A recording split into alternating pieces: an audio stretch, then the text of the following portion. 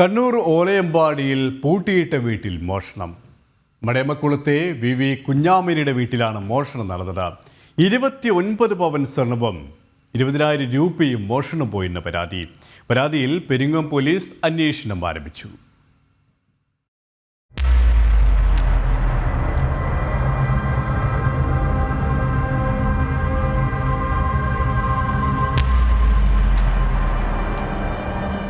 ഓലയമ്പാടി മടയമക്കുളത്തെ കുഞ്ഞാമിനിയുടെ വീട്ടിലാണ് മോഷണം നടന്നത്.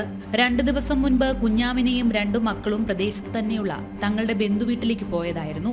ഇന്നലെ രാത്രിയോടെ വീട്ടിൽ തിരിച്ചെത്തിയപ്പോഴാണ് സാധനങ്ങൾ തകർത്ത നിലയിൽ കണ്ടെത്തിയത്. തുടർന്ന് നടത്തിയ പരിശോധനയിൽ വീട്ടിൽ സൂക്ഷിച്ചിരുന്ന 29 പവൻ സ്വർണവും 20,000 രൂപയും മോഷണം പോയതായി കണ്ടെത്തി. വീടിന്റെ പിറകുവശത്തെ വാതിൽ തകർത്ത് അകത്തു കയറിയ മോഷ്ടാക്കൾ അലമാര കുത്തുപൊളിച്ചാണ് അതിൽ സൂക്ഷിച്ചിരുന്ന സ്വർണവും പണവും കൊണ്ടുപോയത്.